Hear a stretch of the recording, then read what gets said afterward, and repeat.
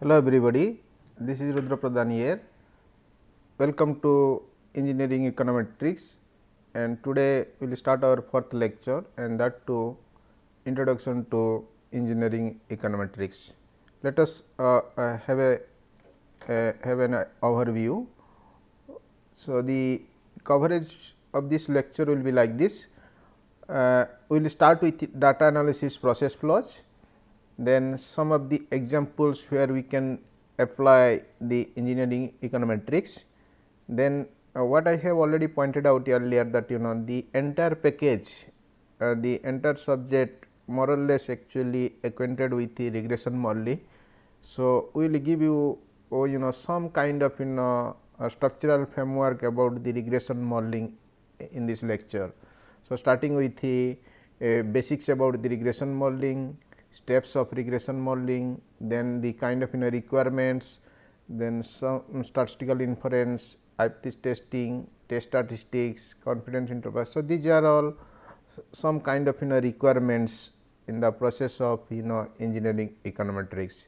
So, let us first start with data analysis process flows.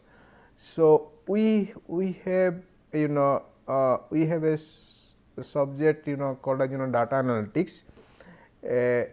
In fact, you can find plenty of lectures on data analytics with different subjects. Basically, if you go by data analytics, so there are 4 different ways you can actually start the process: descriptive analytics, inferential analytics, predictive analytics, and prescriptive analytics. But this particular engineering econometrics is a kind of quantitative subject. That means, it is more or less connected with the quantitative analysis. So, that means, technically it is also like analytics subjects, where we will not actually cover all these 4 analytics tools here. So, we will be touching upon more or less predictive analytics. However, the fundamental requirements of predictive analytics is that you must have the information about the descriptive analytics and the inferential analytics. So, when we are dealing with the problems related to predictive analytics, that means mostly predictive techniques, and then by default you are bound to know, or you are supposed to know the descriptive analytics tools and inferential analytics tools, because these are the mandatory requirements for predictive analytics. So, in the case of descriptive data analytics, which in engineering econometrics we call as descriptive data analysis structure. So, the idea behind this descriptive data analysis or descriptive data analytics is that, so we can use the data to understand the past and present situation. So, that means it is when we are dealing with any kind of data to address some of engineering problems. So, the data itself will give you some kind of inference. So, by looking the kind of data, so you will get to know certain things, but again the same data can give you some kind of different inference or a different kind of clue when you are connecting with other data points in a kind of functional mode. So, that is how. So, you must be very careful how to dealing with all these kind of structuring. So, one of the way to understand the or the handle the situation is called as descriptive data analysis, and the second one is called as predictive data analysis. So, while doing predictive analytics and data analysis, so inferential analytics by default will be there in the system. So, in the predictive data analytics, we like to do here the analysis with respect to past performance, and then we like to actually do for some kind of prediction about the future. So, basically we are, since it is a kind of regression modeling structure, which I have already mentioned many times, and so the one of the objective behind this particular subject is exploring the relationship among the variables, and that relationship, that means the degree of relationship varies from the data to data. So, how much degree of relationship your association is there. So, the data can tell you the actual fact. So, that is why data is one of the fundamental requirement of this particular engineering econometrics process. So, altogether, so in this engineering econometrics we are not dealing with all kinds of analytics, but we specifically focusing on predictive analytics. And by the way, while doing predictive analytics, we are supposed to touch upon the descriptive analytics and inferential analytics. How is the process flows or the kind of processing. So, over the time we will get to know in details, right.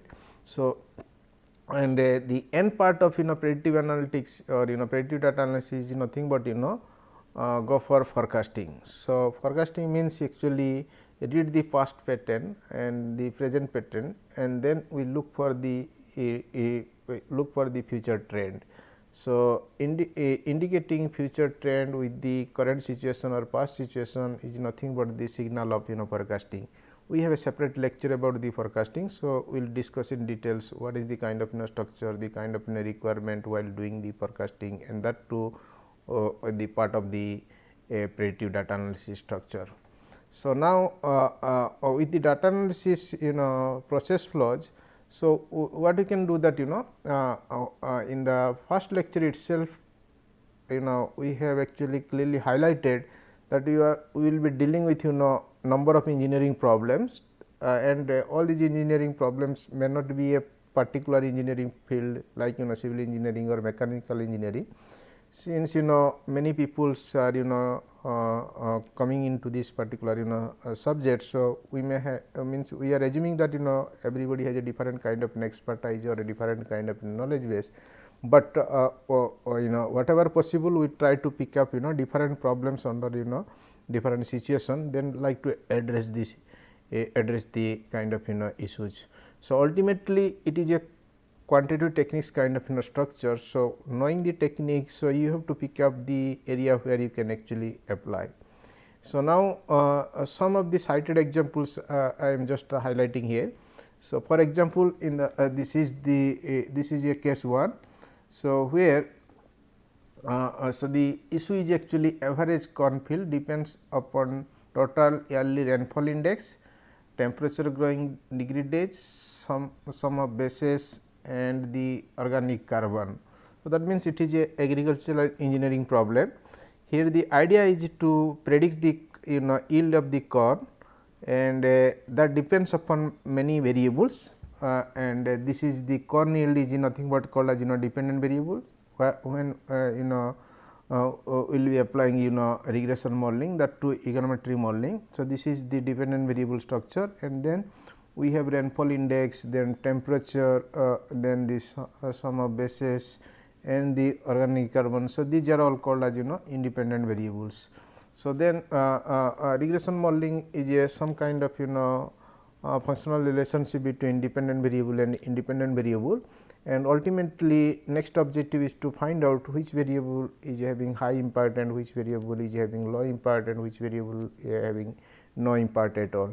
So, over the process we like to we like to know all these details, and there is a systematic process altogether, and the completely step by step process till you get the kind of results and come with a kind of remarks and comments or the kind of outcomes as per your particular objective requirement or engineering econometrics requirement.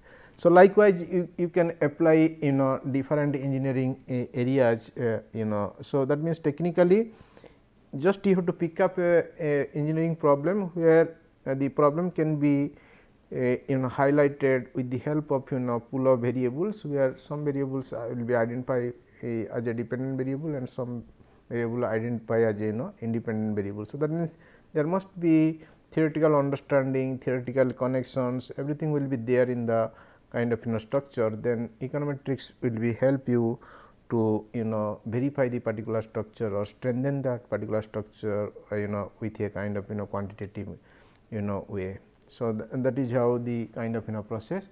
Likewise, there is another example here, and the example is like this is actually something similar kind of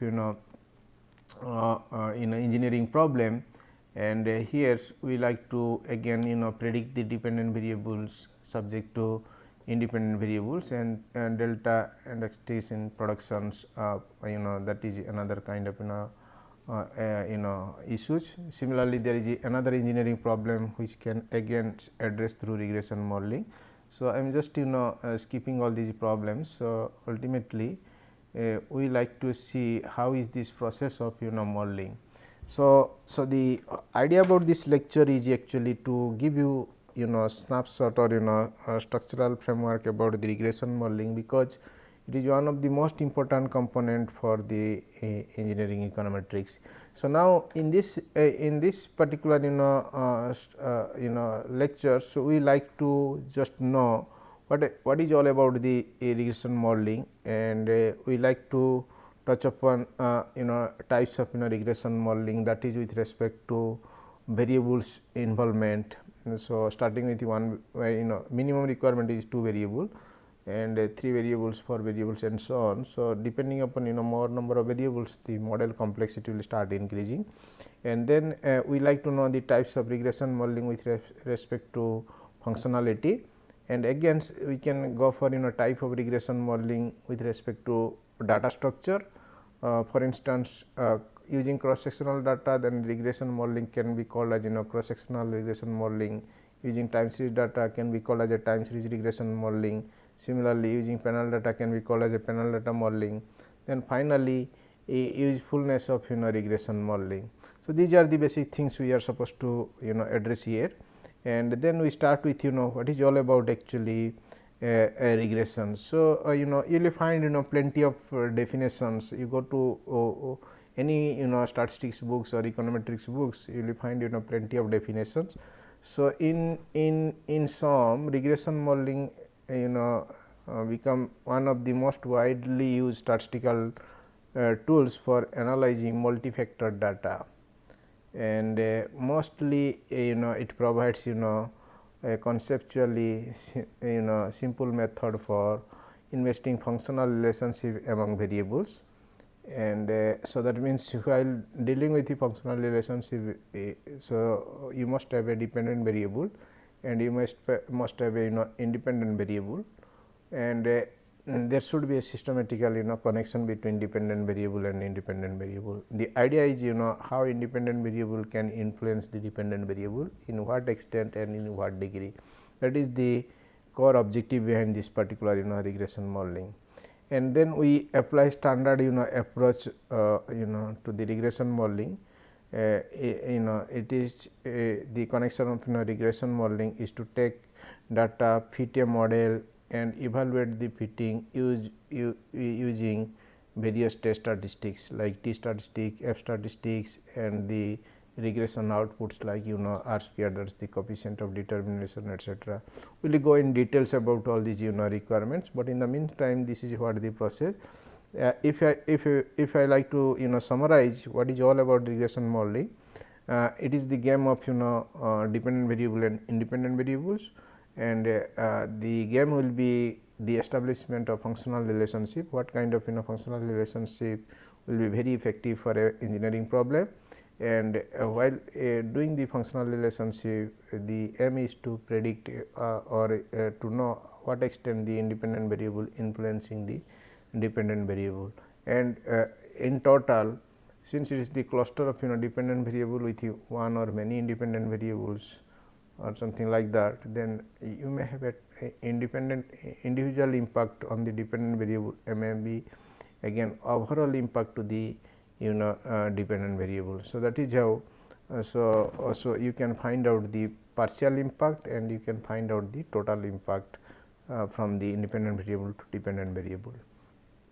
And so while doing regression modeling, what I have already mentioned, so it is a kind of step by step process altogether, and the step by step process is like that you must have a statement of the problem that is derived through theory, and then we will go for a selection of potential relevant variables. So, that means the theory or problem can be addressed with respect to some of the decision variables. Then we have a data collection, because corresponding to decision variables, if your data or information is not available, so you are not in a position to analyze it.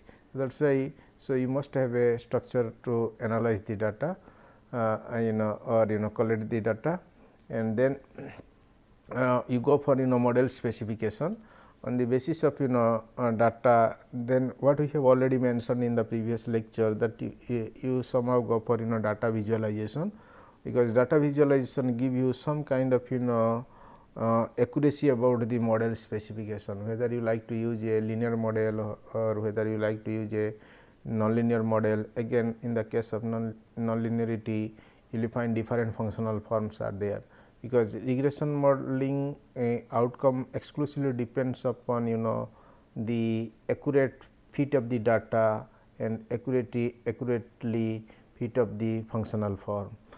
So, if the functional form is misspecified and data is misspecified, then the particular empirical process will give you some kind of biased results, and sometimes the results may be very spurious to analyze for the engineering problem. Then a choice of fitting methods.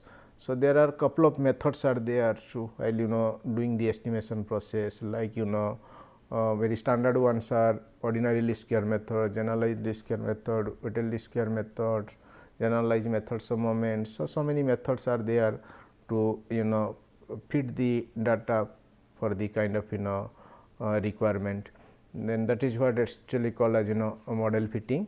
So, once you fit the models, and that to connect the theory with the data and get the quantified or mathematical model. So, we need to validate the models, how best this model can be useful for the particular engineering requirement.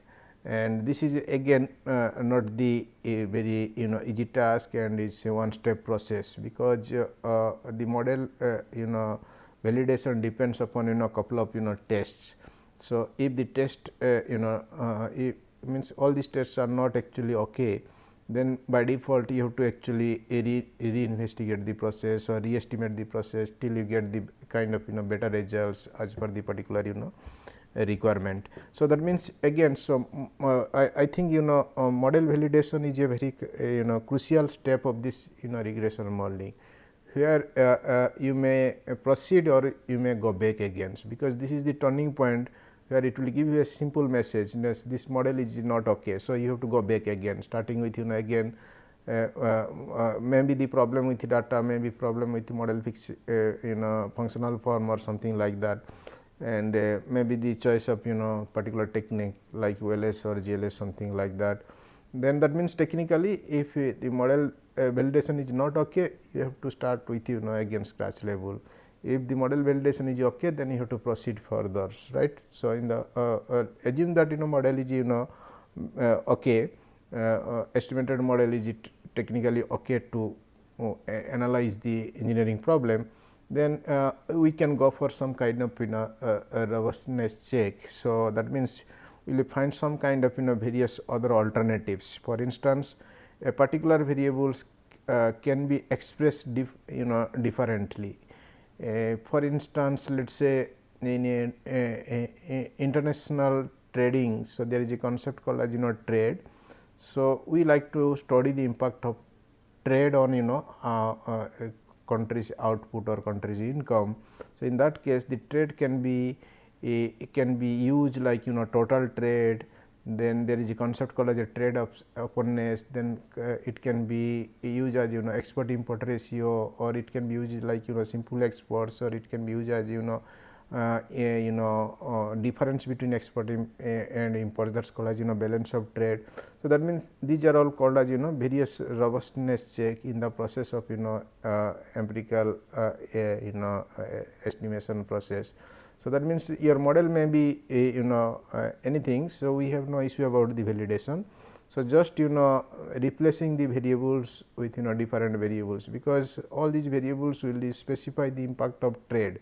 So, now that particular variable is having a different kind of representation. Of course, the interpretation of these variables may be little bit different, but it automatically represents that it is the trade impact on the income. So, that is why so you have to check the robustness and then you have to fit the model against, in which case the model is actually coming very good result, coming with very good results. So, you have to fix that models to represent or to highlight the engineering problems as per the requirement. In fact, all the engineering problems while doing the empirical investigation. So, there may be less chance of checking the robustness check, but whenever there is any kind of hint or possibility, it is better to check the robustness and then you fix the models as per your particular requirement. So, that means model validation is one part and again robustness check is the another part. Okay. Model validation depends upon different through different test statistic and test procedure. Robustness checks depends upon some kind of flexibility within the modeling structure, and just you have to allow this flexibility and check the results whether there is any kind of difference with the existing results. If there is a difference, and then you check whether this newly derived result is much better than the existing one. If it is the case, then you can choose the newly one and then reject the other ones. Otherwise, you can accept the previous one and reject the new one. So, this again the kind of continuous process. Then finally, we can go for some kind of sensitivity analysis by allowing the variables with different kind of change, and then with bivariate we can go for trivariate, you can go for multivariate kind of structure. So, again sensitivity analysis will give you some kind of additional flexibility in the process of investigation, and then finally, whatever mechanism will follow. So, the chosen model should give you the kind of solutions as per the particular engineering requirement, and then you will go for the kind of policy decision or kind of engineering decision as per the particular engineering requirement. So, accordingly, so after knowing the kind of steps of regression. So, what I like to say, so there is a kind of requirements while doing regression modeling. So, first requirement of the regression modeling is there must be means it must be consistent with the theory. So, suppose we are establishing y and x. So, there should be theoretical support or logical support that this x is the influence of y. Otherwise, there is a high chance that y can be cause of x, or there may be some other variables which can also influence the y.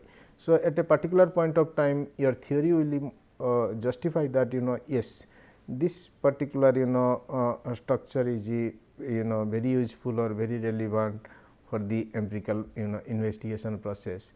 And then second requirement is the optimum number of decision variables. So, that means regression modeling is the game of dependent variable and independent variable, and the minimum requirement is one dependent variable with one independent variable, but over the times keeping dependent variable constant, independent variable can increase, and in the latter case dependent variable can increase and independent variable can also increase. But the simple structure of econometric modeling will be this is a dependent variable case and this is a independent variable case. This is a one, and you can call it one variables, and this is called as a many variables, or it's you can say that one and one. So, this is a simple one to one.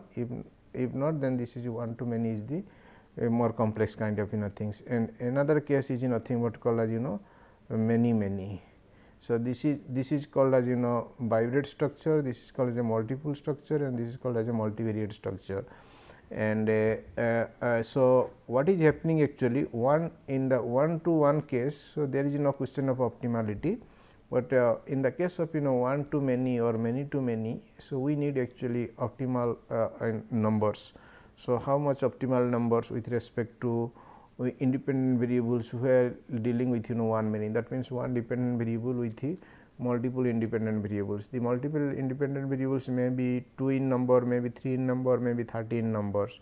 So, if actually it is not optimum and correctly specified, then the question maybe lead to overfitting and question of underfitting, right.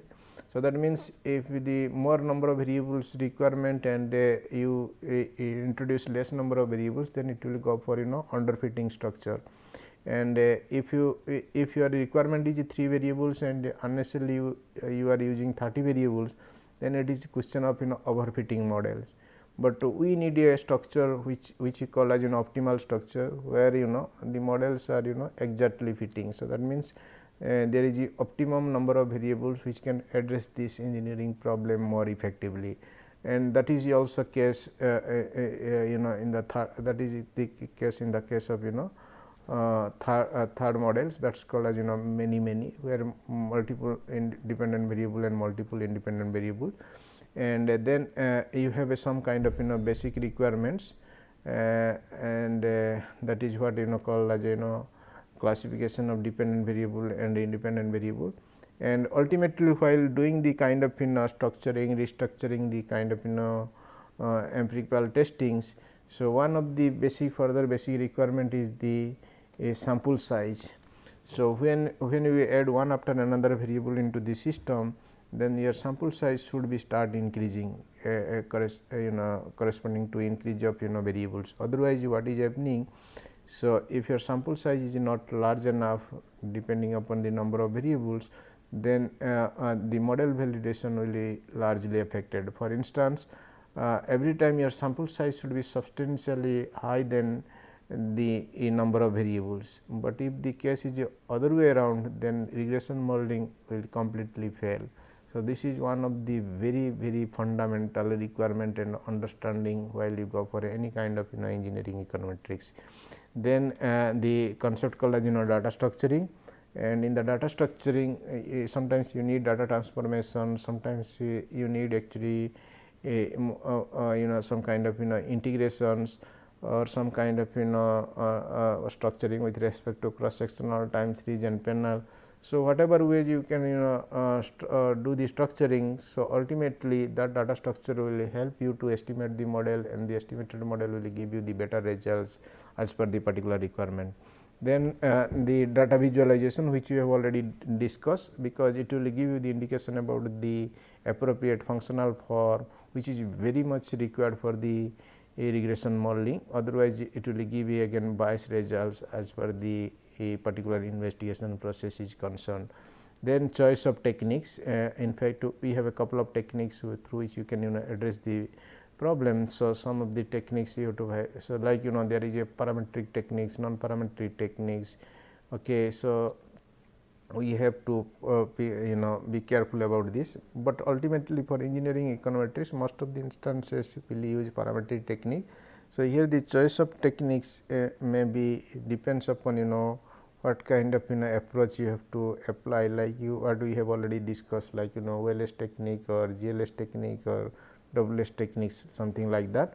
Then picking up the right models, because we in the process of investigations you may have a different functional form, different kind of modeling structure. Even if linear you are fixing the linear model, still you may have a different models with respect to variables involvement, 2 variables, 3 variables, 4 variables. If we add one after another variables, you will find different models, estimated models altogether at a different point of time, and all will give you different kind of interpretation and the kind of engineering requirements. So, you must be very careful how many flexibility you have in the system, and then ultimately which one you have to pick up as per your best requirement. Ultimately, you have to pick up a best model which can address your engineering problem more effectively and as per your objective requirement or engineering requirement. And finally, you will go for model validations. So, what I have already mentioned in the previous slide, model validation and model the kind of robustness checks or sensitivity issues. So, these are all extra kind of patching which you can do, or extra flexibility we are allowing in the empirical process to have better result as per the particular investigations requirement.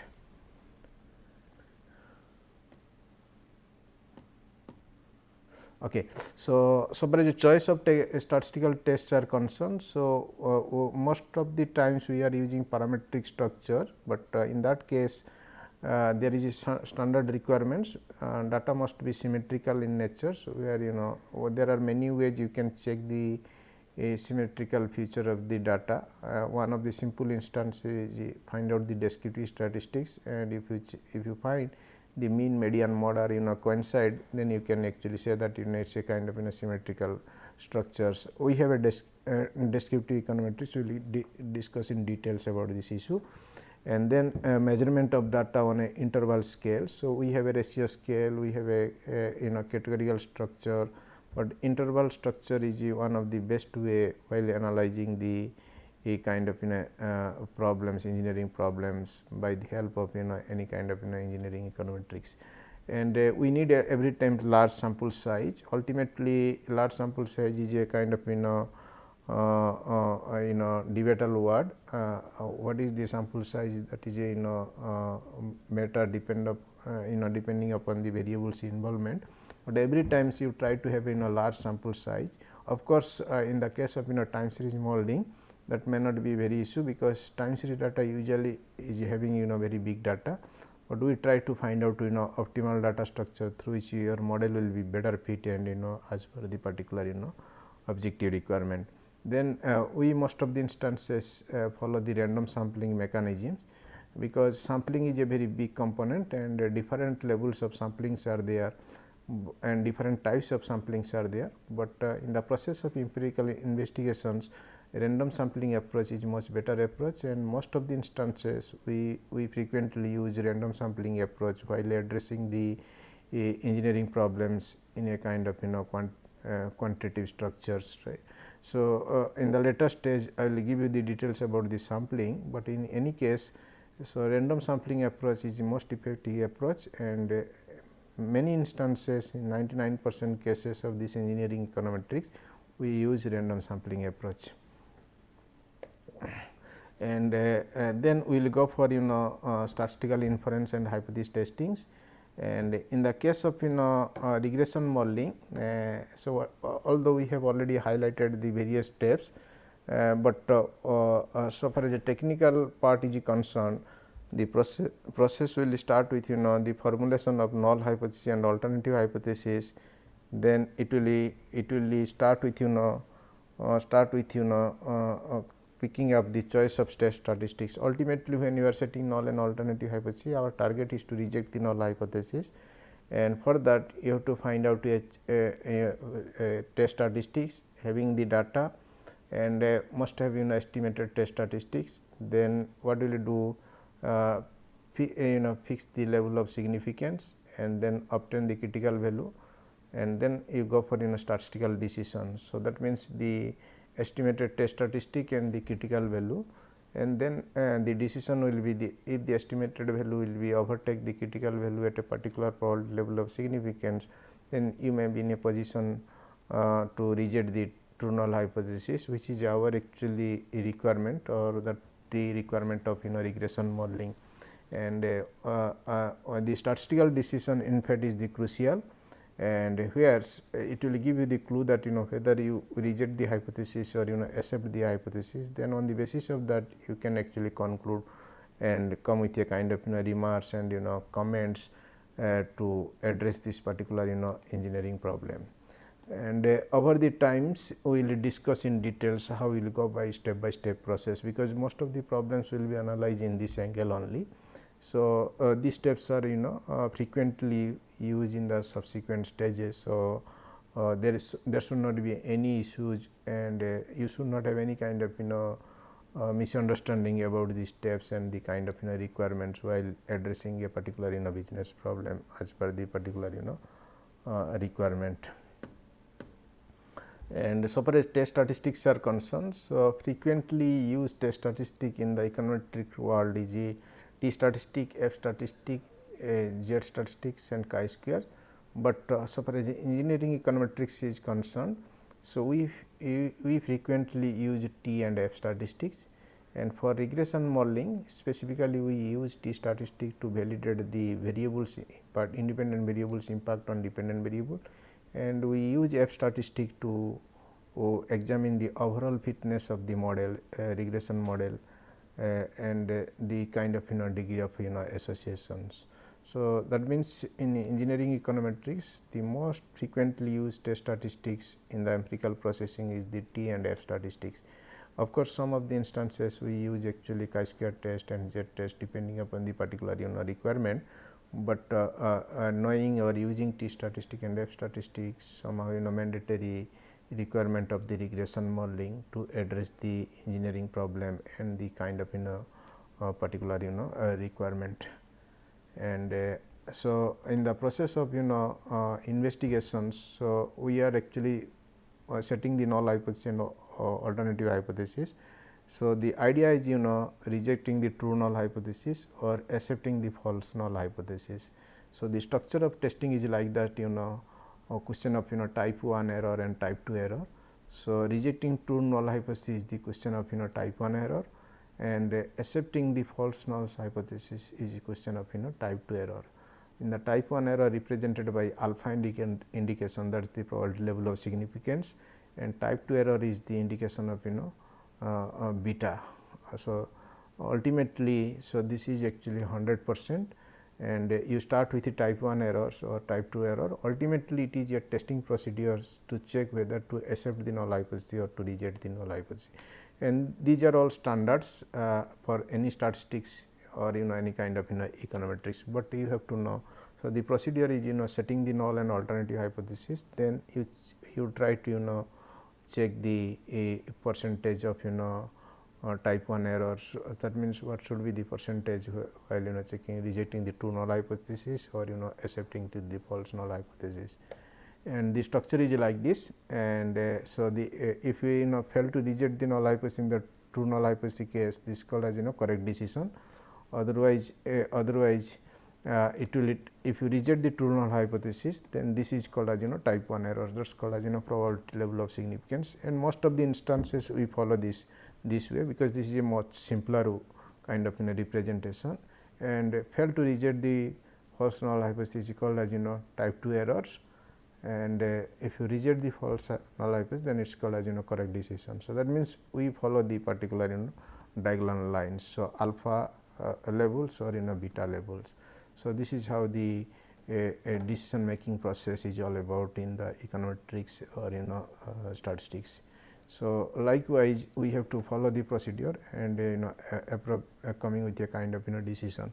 So, usually graphically we have to follow the particular normal distribution structure to address the problem, and here. So, the decision making process is the game between a critical value and the calculated value, and that too with the level of probability level of significance. So, the that is alpha fixation. On the basis of alpha fixations, it will give you the indication about the critical value, and so critical value is the benchmark. So, we have one tail test and two tail test. One tail test depending upon alpha, and again two tail test depending upon the alpha. For instance, 5%, if it is one tail, then it will be one side. If it is two tail, then we will just divide 2 and allow both the sides. So, now here on the basis of alpha, you have to find out critical value, which depends upon T tables and F tables or chi-square tables. Then on the basis of data and test statistic formula, so we have to process the data and calculate the test statistics, and the decision making process will be like this. So, this is a critical value. We have to see the position of the test statistics, calculate test statistic, whether to come with a rejected zone or accepted zone. So, now this is a minus, let us say this is a minus 2.35. Now, the calculated statistic is coming, let us say minus 3.35. So, that means it is coming actually at a rejected zone.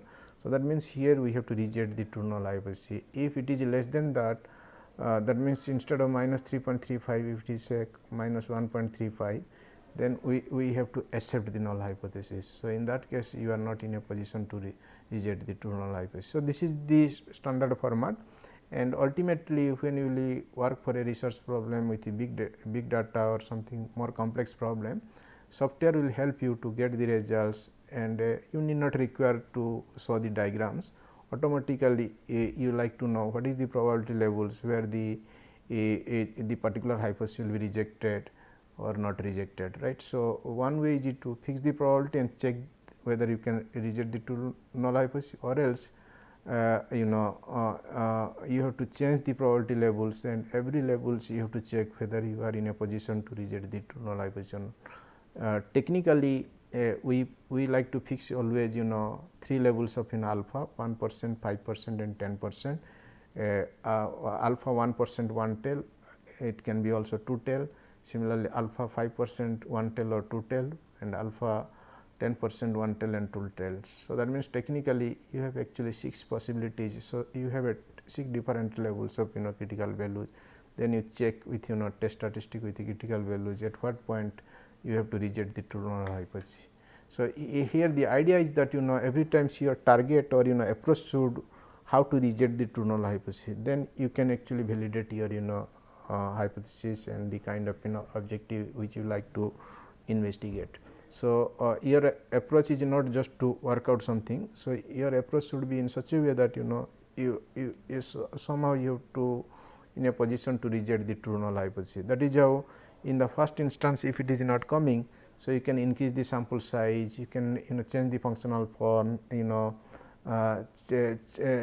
include more number of variables, exclude more number of means a couple of variables. Ultimately, you find out a particular estimated models where you are in a position to test or reject the kind of null hypothesis in such a way that you establish the problem more effectively and come with a kind of insights which can address your engineering problem in a much better way.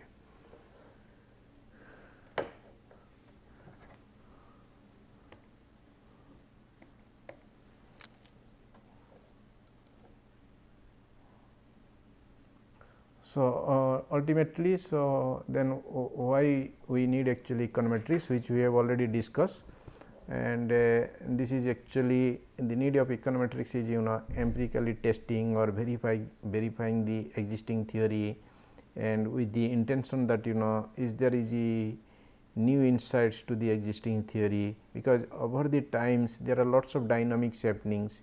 So, the existing theory may not work, and whether the idea is very simple, whether the existing theory is still valid. So, the comment will be depending upon the outcome of the engineering econometrics, and if there is a need of change, in what extent we can change. That is how the new insights will help you to modify the theory, that is the engineering theory as per your particular requirement.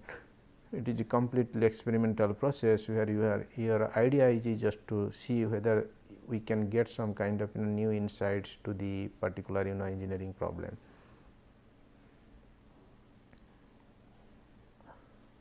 And with this I just end with some of the homework for you. So, you should know the difference between correlation and regressions, what are the assumptions behind regression modeling, what kind of data is required for regression modeling, then what are the basic requirements of regression modeling, what is the kind of multicollinearity problem, what is structural modeling, what is nonlinear modeling, what is dummy modeling, and what is all about forecasting.